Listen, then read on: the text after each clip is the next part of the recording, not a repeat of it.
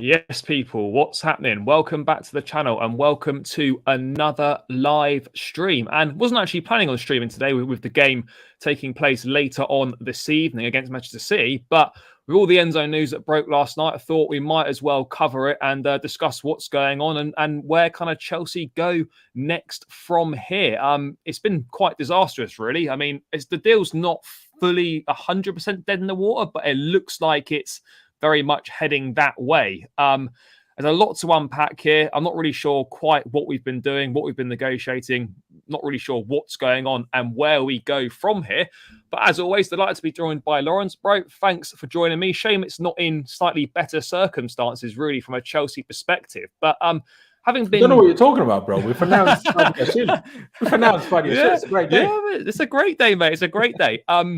Obviously, we've chatted on your channel before about thinking that, you know, even just last night, thinking that the Enzo deal was pretty close to being done. And then obviously later on last night, once we'd finished up streaming, you know, the news comes in that actually from Fabrizio that Chelsea haven't ever offered 120 million euros or 127 million euros. The most they offered was 85 million euros.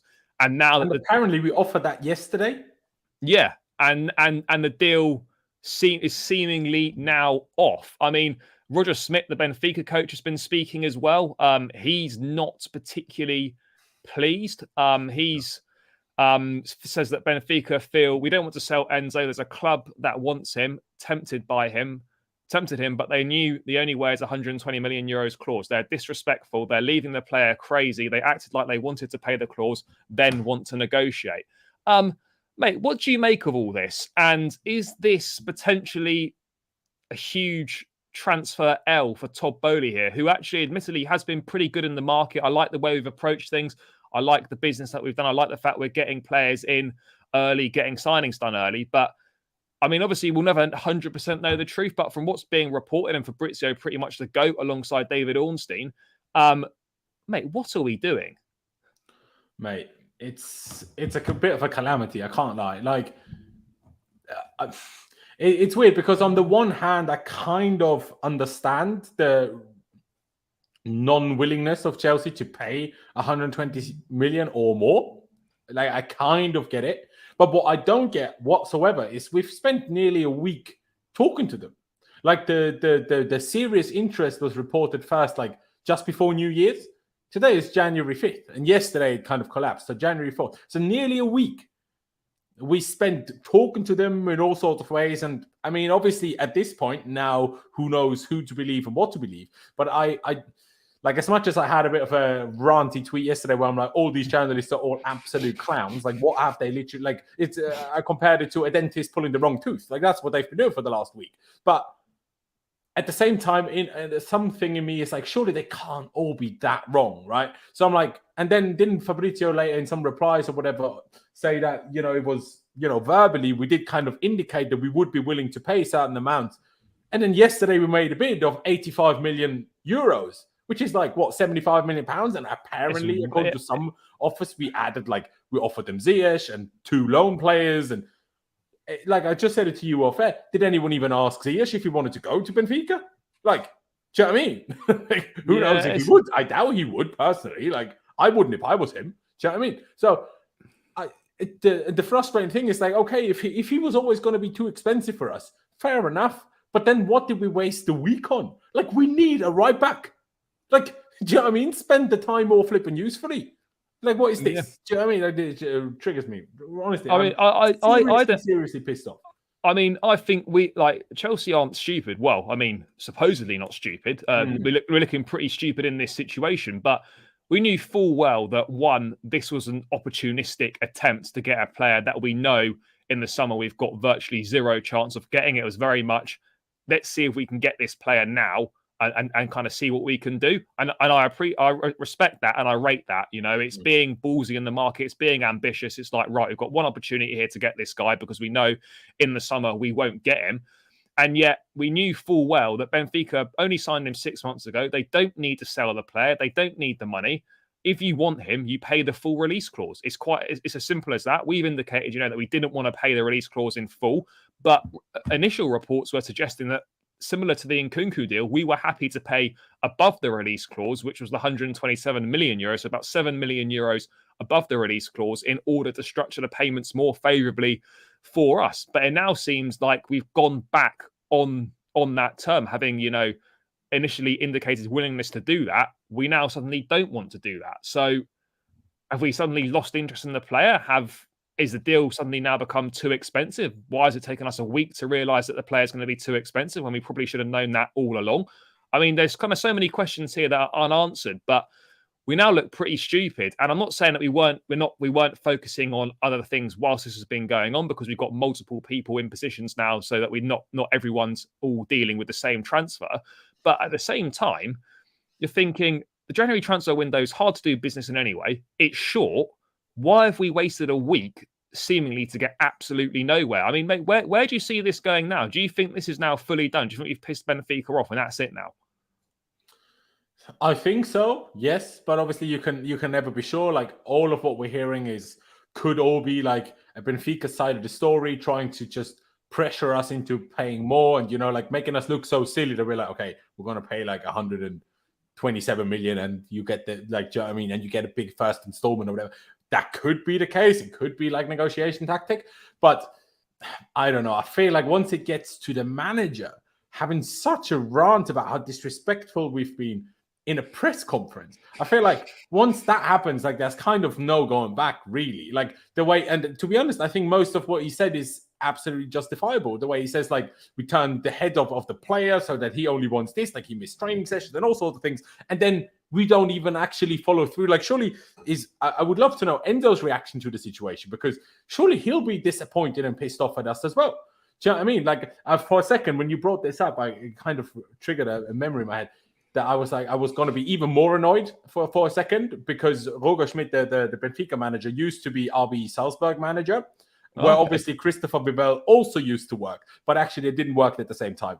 Vivell joined Salzburg a few months after Roger Schmidt left. So at least they don't know each other before, because that would have triggered me even more. Imagine there was an existing connection, we bottled it. And this Vivell don is pissing me the fuck off anyway. Like, what the fuck is this? Like, you're supposed to be so great at fucking recruitment, but of course what happens, we get Red Bull people in and everything's screwed again.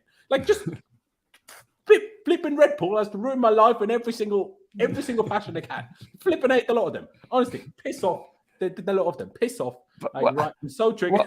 I'm so triggered. I can understand why they feel disrespected as well. You know, why have we supposedly? I mean, we've only got Fabrizio's word for it. It's a pretty good word at that, in fairness. But why, when the release clause is 120 mil, have we decided to go in at 40 million euros under the release clause, thinking that a deal was going to be possible? Like, that was just never, ever going to work. I mean, sometimes you think, like, these guys are so successful in business, made so much money from doing what they're doing. And then you hear about things like this and you're thinking, how on earth did these guys get so far in business when they're going to negotiate things in a way, like in this way? It just doesn't really make any sense. It doesn't add up. I don't understand what George Mendes is doing. Chelsea have obviously enlisted him to kind of help with negotiations. I don't really know what's gone on there. As I said, just so many questions left unanswered. But mate, how big a blow do you think this is in terms of our pursuit for a midfield player? I mean, it doesn't look like it's going to be Enzo. I mean, the next name that's kind of doing the rounds as per se is Moise Caicedo, but I think we're gonna struggle in similar circumstances to get him. Obviously, he's not going to be as expensive as Benfica, as Enzo would be, but Brighton will be hard to deal with, and Caicedo's price will be pretty expensive as well. I think that'll be pretty difficult to get done as well. So where do we actually go from here in terms of our pursuit for a midfield player in this window? Mate, I don't even know. And I just feel like the whole Caicedo thing, if he wasn't in the Premier League, no one would take him seriously. Like, I haven't watched Brighton that much, so I'm no expert. I'm not going to sit here and pretend I am. But I don't know. It just feels like, it just feels like Bakayoko all over again. Do you know what I mean? Like, where we're like, we want the top player and then we don't get him and then we get somebody else. We try to make it sound nice to ourselves and then actually we sit there and realize, well, it's the same as with Alvarez. Do you know what I mean? Like, people in the chat talking about Alvarez. It's like, imagine we go from Fernandez to Alvarez. Also, Alvarez wouldn't make any sense because Alvarez has more to do with Declan Rice unless we want a backup DM for Rice before we even get Rice. Alvarez didn't even get in the Mexico team at the World Cup, and they were shit. No, exactly. Like, I don't know what's happened to him. No, exactly that. So it's like, it's just I don't know where we go from here. Like, I think that a midfield is a major issue for us? Absolutely. Did I realistically, like, say, come by Christmas, did I realistically think we would be able to solve that issue or those issues in January? Not really. So I'm not going to be like too upset if we just don't sign the midfield solution now, but sign it in the summer. Like, I'm not going to be too upset by that because I never expected us to fix our midfield now. But I don't really know. Like, honestly, I think just to save face, I think we should just pay the release clause now and figure it out later. Honestly, because I mean, before we spend 88 or whatever million it is on Mudryk from Shakhtar, just spend the 120 million euro release clause on Fernandez in one go. Like, just save yourself another pointless winger that's probably going to fail anyway.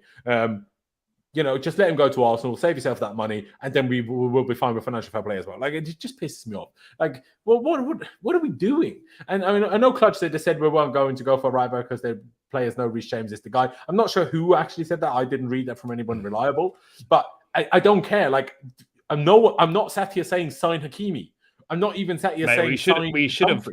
Mate, could you imagine if we were linked with Hakimi, we were pretty close to getting him as well. Imagine if we just pushed a bit harder or put a bit more money on the table. We could have had Hakimi as well. I mean, I know who knows? If it's all lives. Yeah, I mean, it's all lives and buts. But real I'm Chelsea, not even talking about that. But there's a big difference between Hakimi and someone better than Aspie. There's a whole lot of big set of players in between there. Well, I'm sure we could sign a few of them. Like, we just signed Benoit Badiashile. He's not coming here expecting to starting tomorrow. Like, clearly it's possible to sign players that are reasonably good that you don't expect that will come here, even though they don't expect to start every game. Do you know what I mean? Like, I know Reece is young in himself, and that provides a bit of an issue, but people could just use it as a stepping stone. Do you know what I mean? Be Chelsea backup for 3 years and then move on to a different club where you're the starter. But it's not even capable of signing them. It's not even clearly need a right back. Yeah, do you know what I mean? But it's not even necessarily backup though, because we play a lot of games. Reece James is never fit. It's hard for him to be fit for a whole season.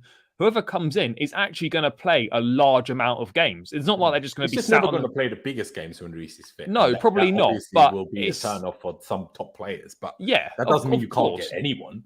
But we've got obviously real Chelsea are saying suddenly 80 million for a 21-year-old is disrespectful. I think slightly misunderstanding. Benfica feeling disrespected in terms of the fact that the release clause is 120 million euros. Chelsea had indicated a willingness to kind of negotiate, a willingness to kind of pay above that and negotiate the deal. And then they've then kind of gone back on their word and offered 40 million under the release clause, which is disrespectful. 80 million for a 21-year-old is obviously a lot of money, but at the same time, try offering 80 million for Kylian Mbappe when he was 21. See how that goes for you. Do you know what I mean? Hey, I'm not saying Enzo is like Mbappe, but just as an example, Yeah, it is an interesting one, but I mean, I don't know where we go from here, mate. Would you like to see us just not bother with a midfield player now this window? I mean, because I'm always of the opinion that yes, ideally Chelsea wanted one midfielder in January, one in the summer. But if we fucked up if we fucked up Enzo, then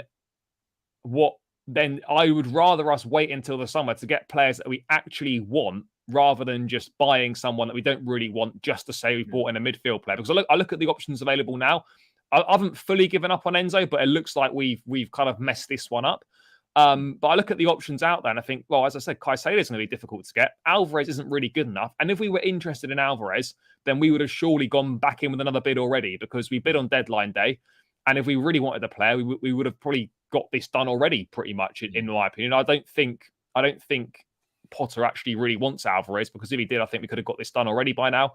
The new people in charge are told Bowley, well, I don't know what you were doing. Let's not get Alvarez, Yeah, maybe they've looked. Yeah. You know what? One question that I really have is how we've apparently now moved on to this data-driven, analysis-driven, recruitment style.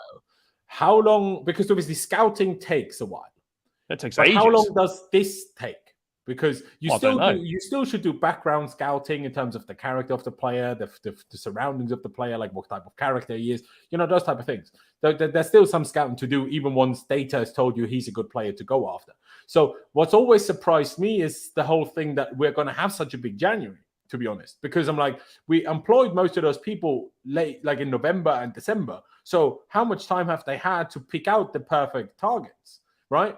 So, because unless this whole process is basically like you look at a computer and it tells you who to sign, unless that's how it goes, which I would be slightly concerned about if that's how it goes, then I'm like, how can we even so quickly have made all of these decisions?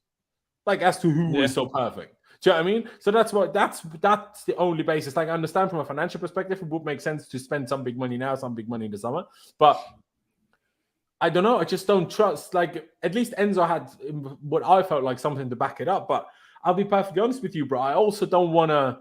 Like, I already feel we got too many people from mid-table teams at the club now. I don't want to just keep signing Brighton players. Like, as much as they're good Brighton players, like there has to be a limit. Like we already signed Cucurella, we just got Potter, we got his entire backroom staff, we got some other recruitment guys. Yeah, I'm like, do we really need? Is there no other options than Caicedo or McAllister? Like really? Do you know what I mean? I wouldn't mind McAllister. Like, no, I wouldn't mind him either if he didn't play for Brighton. But I feel like we're in a position now where we can't look stupid anymore, and we need to stop looking stupid.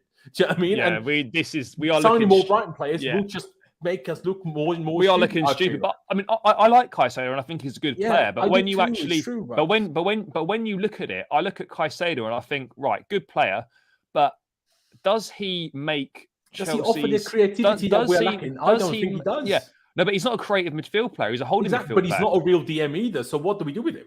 It's just another Kante. And what we've spent the last 2 years doing, even when Kante played, we're like, Kante is amazing, but he's not the type of player we need in our midfield in terms of stylistically, because we can't waste a player that's a workhorse and great at winning the ball back when he can't be a DM, because we need those slightly more higher up the pitch players to also be creative. And I'm not sure if Caicedo offers that just as much as I don't think Kante offers it, which I think was always the issue with Kante, where I'm like, if Jorginho sits and Kante goes, then Kante needs to be creative, and he can't. So therefore, it was always an issue, even as great as he is when he's fit. But he doesn't offer creativity. So if we get another one that does the same thing, won't we have the same issue? That's my thinking. But I mean, I could be wrong. I'm not...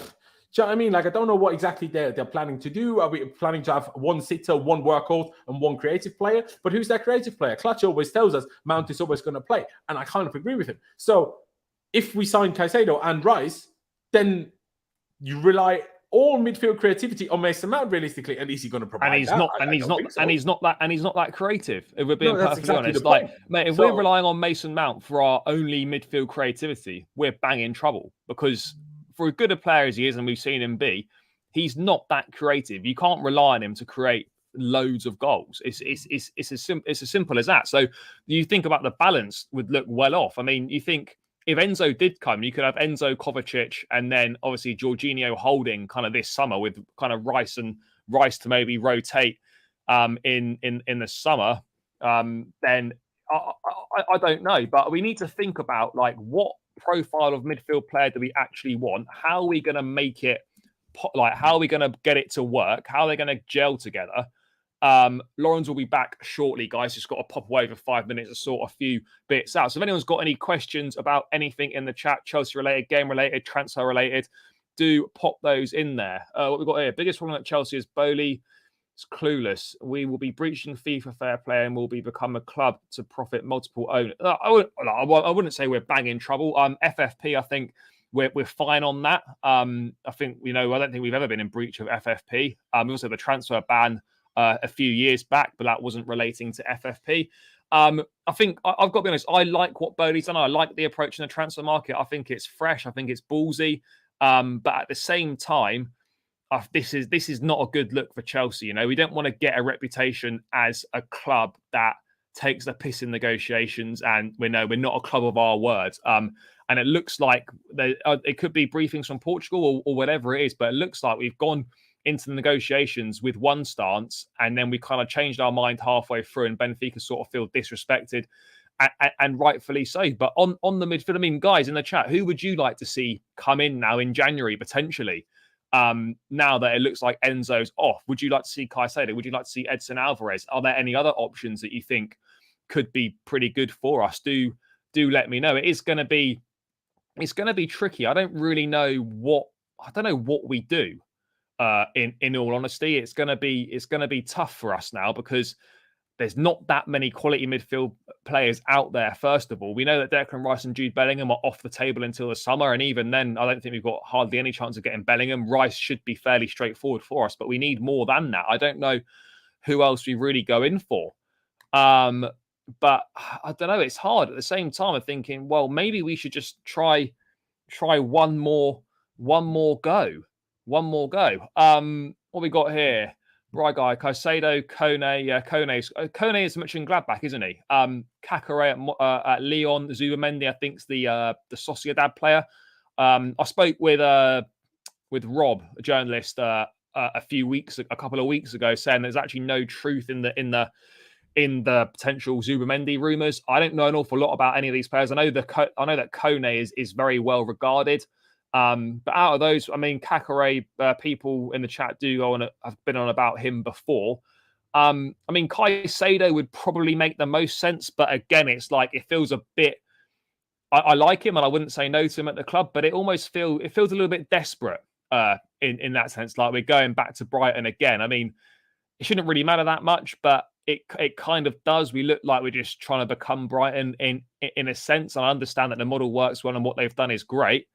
But yeah, I mean, we just need to think about what kind of path we're going down in terms of midfield and in terms of profiles, because as many people widely expect, Mason Mount is probably going to be one of those players in the midfield three. I'm not saying he's going to start every week, but he's going to be an option there. And you would have ideally it would have been like Jorginho holding for the last 6 months of this season with Kovacic and Enzo, with then swapping out kind of Mount, Gallagher, potentially Ruben as well in there, Zakaria. That we have got options in there, but what we need is that profile. We need a defensive midfield player, an enforcer, someone to finally replace finally someone to replace Nemanja Matic, which we still haven't done. You then look at the situation, like what kind of box-to-box midfield players do we want? The one massive problem, and we've been blessed with it over the years, and we've got absolutely zero of it now, is goals from midfield. Absolutely no one scores in midfield. Jorginho only scores pens. Kovacic scores worldies, but he hardly scores at all. He doesn't really create very much either. For as good as Kovacic is, and he's our best midfield player, for sure, and one of the best midfielders around. He doesn't actually score any. He doesn't score many goals. Yes, they're bangers when he does, but he doesn't score a lot. Mount goals seem to have dried up a bit. Ruben doesn't score. Gallagher doesn't really tend to score. Zakaria doesn't score. There's no goals in our midfield. So I think whilst it's important to address that defensive midfield position and get, we need some creativity in midfield. We need someone like a Fabregas, but then we also need someone that can actually score goals, because there are no goals in the midfield. Someone's just kind of, take the burden off the front players. I'm not saying that these midfield players need to chip in with 10 to 15 goals in the league, but if they can each get between 5 and 10 in the league, that all makes a massive difference. But right now, we're just nowhere near it in terms of our midfield players scoring goals. You look at Manchester City, you wouldn't really associate Rodri as a goal scorer, but he gets goals. Gundogan gets goals. Obviously, Kevin De Bruyne goes without exception. He's a phenomenal football player. And I'm not saying we're going to get someone like him, but at the same time, yes, Jordan, big up. By the way, guys, keep smashing the likes on the stream and subscribe to the channel if you haven't done so already. We'd really appreciate it. I want to hit 3,000 subscribers as soon as possible. So a little bit of a way to go, but please do subscribe to the channel if you haven't done so already and smash the likes. Let me find this Fabrizio tweet about Mudryk. Here we go. So I'll bring it up on the screen now. But yeah, the Mudryk thing is interesting as well. And when Lawrence comes back, I'll obviously get his thoughts on this situation as well as the lack of goals in midfield. But on Mudryk, Shakhtar Vice Director Nicolini, we're not in a hurry to sell Mudryk. We don't need money. We consider Mikhailo stronger than Anthony, so you can now understand the value. The price tag is clear, he added. So again, we know that Shakhtar are notoriously hard negotiators. Mudryk is heating up. Are Chelsea even looking at Alvarez or Caicedo? Alvarez, I think Alvarez is probably off the list, as I was saying earlier.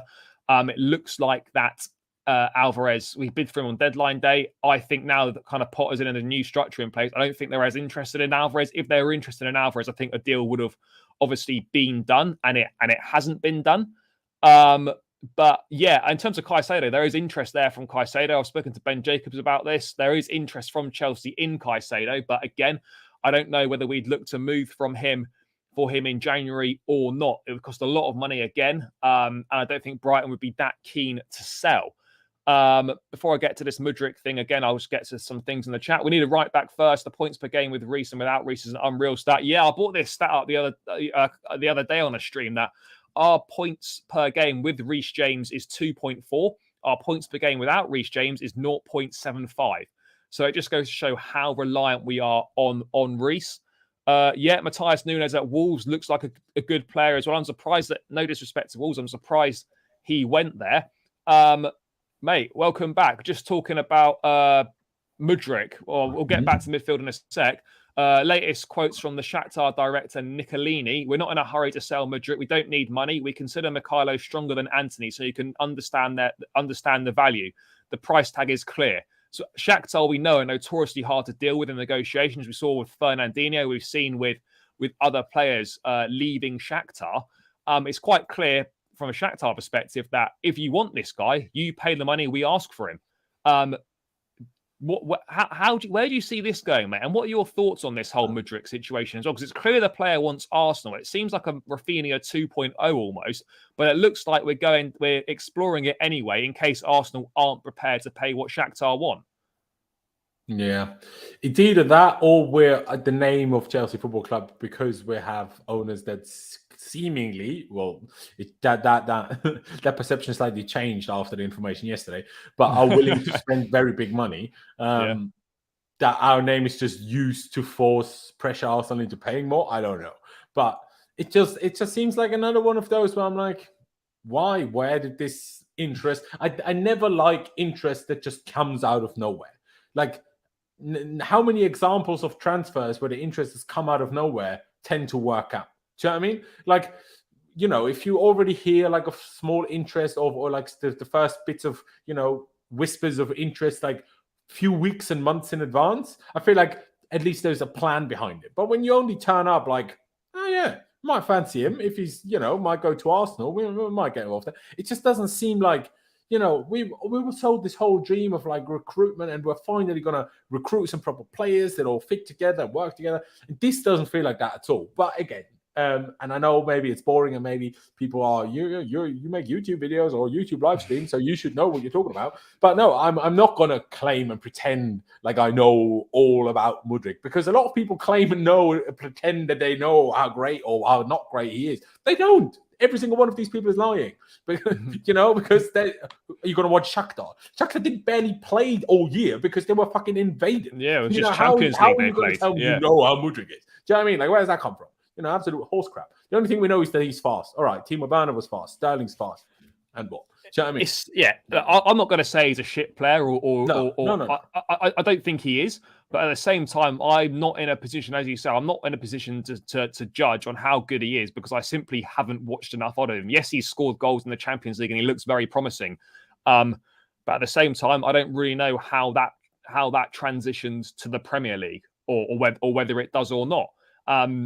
Is he going to be that much better than Hudson-Odoi? Do you know what I mean? Well, I don't know. Like, I've got no idea. Goes in a fucking Champions League. Yeah, mate. I'm really not sure. But it'll be interesting to see what comes of that meeting tonight, because Shakhtar directors are expected at Stamford Bridge. You know, and I presume that they're going to obviously discuss Mudryk. So, mate, if I bump into any of them this evening, I'll try and put a good word in for the boys and see if we can see if we can get a deal done. But or tell him to fuck off. So maybe we can buy a right back. or maybe what we're going to do, mate, is we're going to buy Mudryk and we're going to play him right wing back. Hey, that's what we need. Another winger playing right wing back. That is it. That is exactly what we need. Mate, do you just on wingers? Do you feel that we need a winger this January? Yeah, I think we need a winger after right back the most, because we don't even have enough wingers to fill the bench with wingers. No, like, do you know what I mean? Like, on all this, like every now and again, Havertz playing out wide or Aubameyang playing out wide. What is this? No, like, it's crap. It's crap. Do you know what I mean? Like, and we added Hutchinson, and we still barely have enough wingers. So like, especially if we're now going to play a 4-3-3 with actual proper wingers consistently, which means Mount isn't an option for those positions, because mind you, in the 3-4-3, Mount was obviously an option for the front three. But if we changed permanently to a 4-3-3, Mount is not an option for the front three. So therefore, we are literally one player short. I guess we kind of replaced that one player with Hutchinson, I suppose. But but he's not got any minute. He hasn't played. He hasn't. Number one, he hasn't had any minutes, and number two, it also, like, Havertz, as much as he was never good at it anyway, he was at least used as an option for the wide 10s in the 3-4-3. He's also not an option for a real winger, in my opinion. So again, we took out another option. So I think yes, but who are we going to get? I mean, people say Zaha. Mate, Zaha was in the summer as well. Obviously, he'd be even cheaper now, wouldn't he? Because he's only got 6 months left on his contract. Yeah, Zaha just depends on how much he'd cost, I think. Would Zaha seem like a whole long-term planning signing? It wouldn't to me. Well, it's not. Like, I think he's, how old is he? Like 20, 29? I think Zaha's about 29 now. Yeah, no, I'm not saying that he's too old or anything. No, but I'm just saying it doesn't come across as a sign that we'd make if we had this great, long-term vision plan. I think that's fair. I don't know if it fits in. I mean, mate, would you take him? If it suddenly happened tomorrow that Chelsea signed him, would you be happy about that? See, it's weird because I think Zaha would be a type of player that would actually really suit the 3-4-3 in terms of this narrow, wide role, if that makes sense. Yeah. While I'm a little less sure how good he would be as a proper winger against low blocks, because Palace never play low blocks. So how the flip would we even know how good he would be against that? Do you know what I mean? Yeah, no, it's a fair point, and we've seen his step up before. When he went, he's still he can clearly dribble. He's got some work rate in him because Palace required it from him, and he's always provided it, as far as I'm aware, at least. He can clearly score a goal. He's got good technique. I'm not quite sure on his passing, but maybe he would be better passing if he wasn't quite the main man, and he would be able to show that a little bit more. I don't know, but it wouldn't be the worst signing. We definitely would have made worse signings than signing Wilfried Zaha, depending on price. But João Felix would certainly be a more exciting option. But I mean, I don't know if I'm on my own on this one. I don't know if I'm not sure I rate him that much. That might be an outrageous thing to say, but I look at his move from you don't rate him. Do you just not rate him like 100 million, or do you not rate him more than Zaha? Mate, I would argue, right, that if we sign Zaha and we sign João Felix on a 6-month loan, I actually think we'd get more output from Zaha than we would from Felix. That might be outrageous, and people might say, "What are you on about?" But I actually, different league. Exactly. So, I'm thinking, right, would I rather Atletico Madrid want £21 million total package for 6 months loan? That's not going to happen. I just don't know if. I don't know personally, for me, if João Felix actually moves the needle for Chelsea. Does he give us what we're currently missing?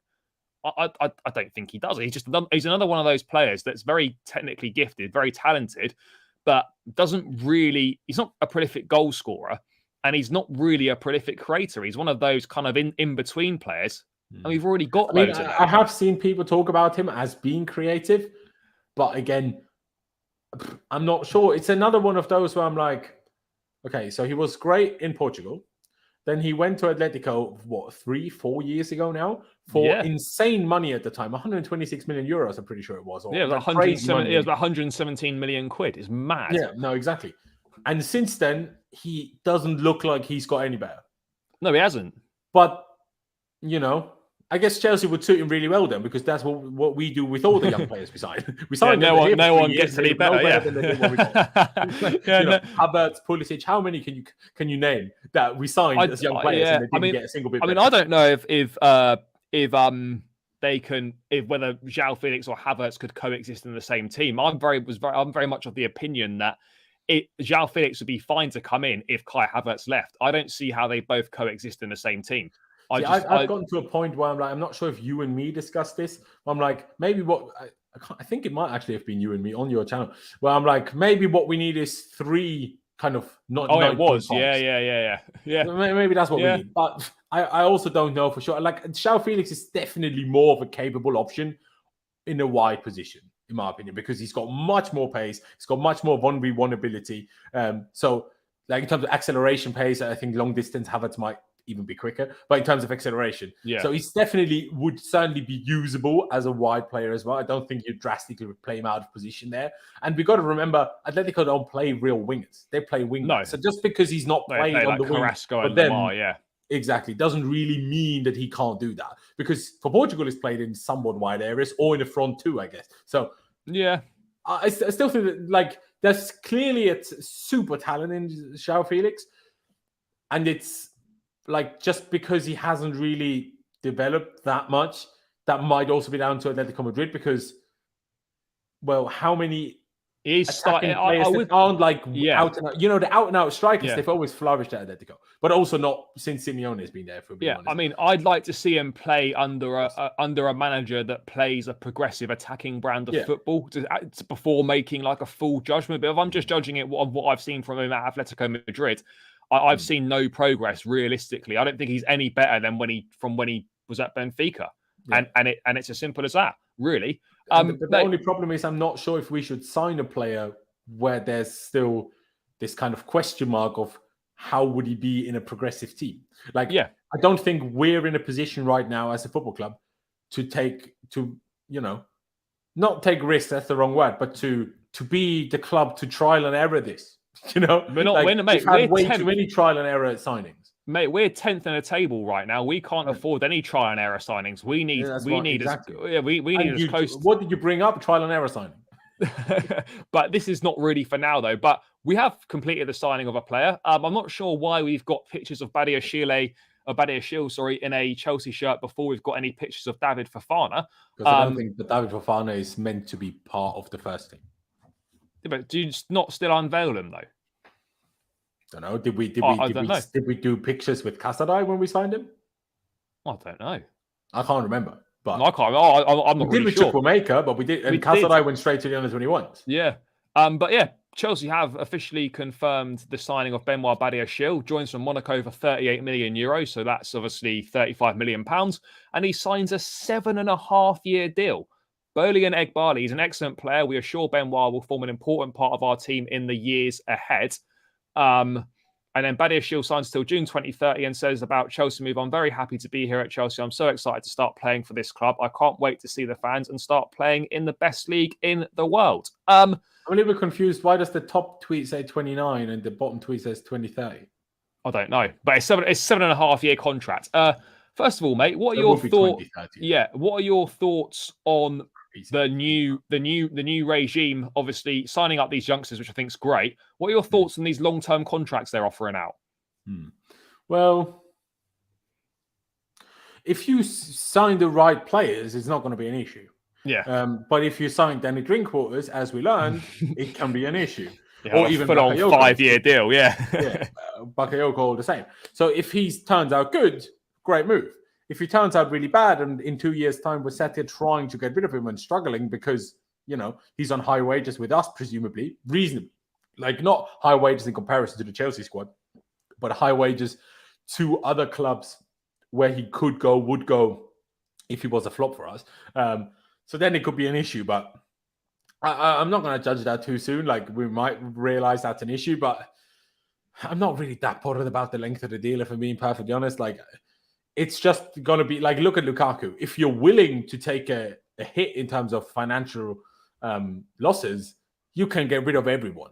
If we were happy to lose money on Drinkwater, I'm sure we could have sold him or loaned him or just terminated his contract way earlier than we did. Do you know what I mean? Yeah, for sure.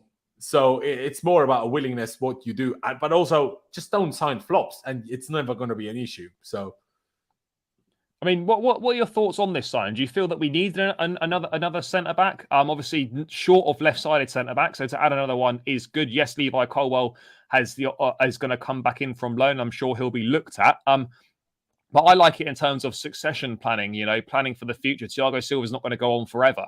We do need other options in there, and I think this is smart business. And, as much as Gvardiol would have been great and he's a fantastic player, I think actually that maybe for £35 million, this could represent better business rather than spending 90 million quid on Gvardiol. I mean, I don't know if that's a ridiculous thing to say. I'm just looking at it from perhaps a bit more of a rational perspective.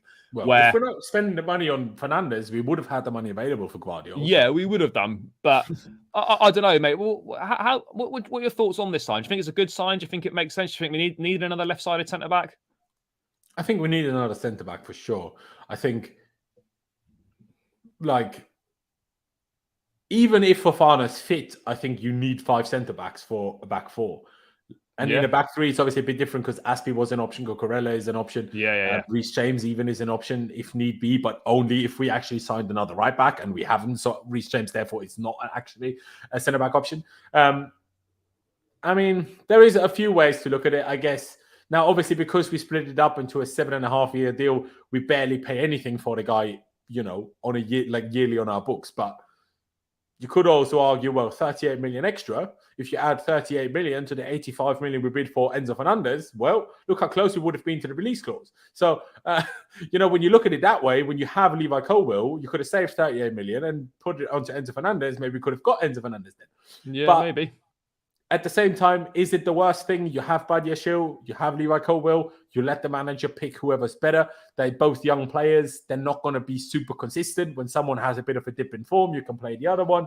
So it's not necessarily the worst thing in the world. And then once they both turn to the ages of 23, 24, you make a decision on who's better, who's going to be your main guy, and sell the other one. Do you know what I mean? So that is certainly a valid option and a valid possibility that we could go down. But, all of this also depends slightly, is Thiago Silva going to stay another season or not? If he doesn't... I think he probably will. Exactly.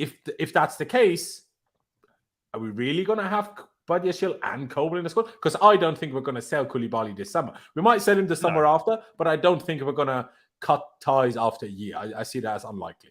So if Thiago stays, what are we going to do with Colwill?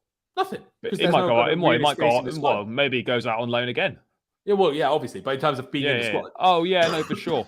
But I think, you look at it. Do we sell Chalobah then? And have Koulibaly and Fofana as our right-sided centre-back options. And then Colwill and Badiashile. Yeah, exactly. And theoretically, Thiago Silva alongside that. But obviously, I assume next season, if he does stay, he would start to play less. But then again, you say that, last 2 seasons straight. Yeah, well, exactly. So, he seems to keep going on. But you look at it for the future, I think, there's exciting options there. You look at Fofana, you look at Chalobah, you look at Colwill potentially, you look at Badiashile. The only worry I have is how far in the future, right? Well, yeah. I mean, how much do you... Yeah. How much do you think... Yes, mate. I'll bring the portable charger with me. How much do you envisage Badiashile playing for the remainder of this season? Do you think we're going to see him feature much? I mean, could he even play in the cup on Sunday? Maybe. I don't know. I mean, how much do you expect him to feature? I don't think he's going to feature in the cup personally. That would be surprising to me. But I mean, I could be wrong. But I do think he will feature. But I guess it will also depend on how fit does Thiago Silva stay. Do you know what I mean? Like if Thiago Silva is fit all season and only every now and again when he needs a rest, Badiashile will play. But if Thiago Silva picks up a little injury, then Badiashile, I would assume, is going to be first in line to play after. Because he's going to be the only one suited to playing left centre back in the back 4. So perfectly suited to it because it's not, even though Koulibaly played left centre back at Napoli in the back 4 all his life. So as far as I'm aware, I'm pretty sure on this. So I think Koulibaly can in the back 4. Doesn't really matter which side he plays, I think. But but there is as much as I sound a little bit negative, and that's obviously after the whole Enzo thing and me being a bit disappointed by just how amateurish we've come across, I think, in my opinion, at least, with what we know. Sure, we could sit here in a day or two time and And maybe I look a bit like a mug because I lost my shit a little bit, but at the same time, I'm a fan. Do you know what I mean? Yeah, Like, yeah. I can only go by what I read and what I see. Like, I don't have all the inside information. And, people that have inside information, it doesn't go perfectly for them all the time either. Look at poor Felix. Do you know what I mean? As much as, maybe he jumped the gun. The guy's a kid, man. Leave him be. He got it wrong. He got it wrong. We've seen much bigger, much more credible people get it wrong. It's your own fault for believing him. Do you know what I mean? Like, that's why I don't have an issue with Felix, because I didn't fully...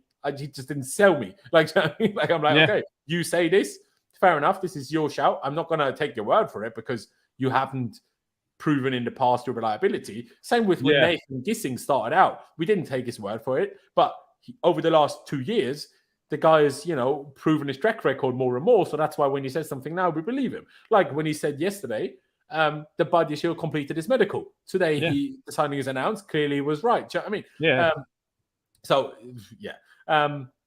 Sorry, what was your initial question? My bad. Whether you think he's going to play that much this season? Yeah, I do think it will get minutes. I think it would be weird if we signed you and he didn't. Do you know what I mean? Like, he played over 130 games for Monaco, so the guy's clearly ready for first ever football. Oh, mate, there was one thing I was going to say before we round this one out.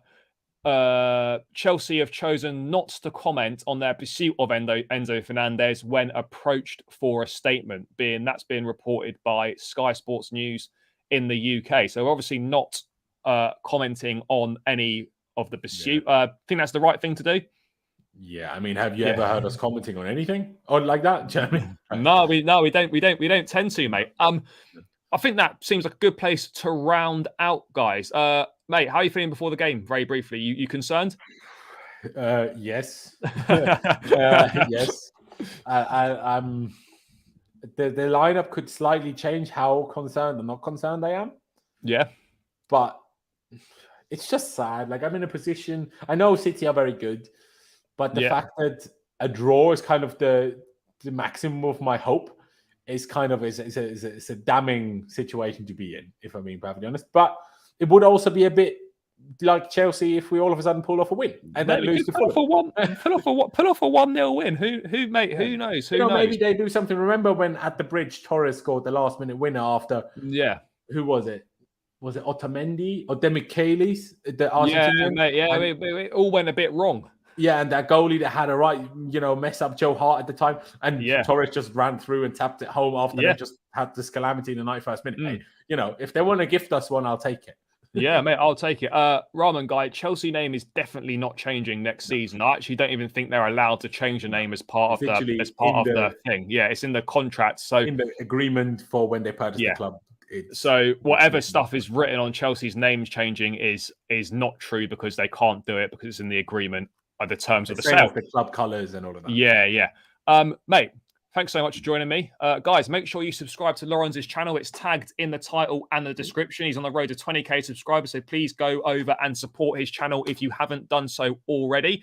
I'm off to the game, guys, so stay tuned for the matchday vlog later, and I'll be back tomorrow where I'll be speaking to a French journalist about Benoit Badiashile. So a bit more information on Chelsea's latest signing there. So until then, guys, take care, enjoy the game, and up the Chelsea.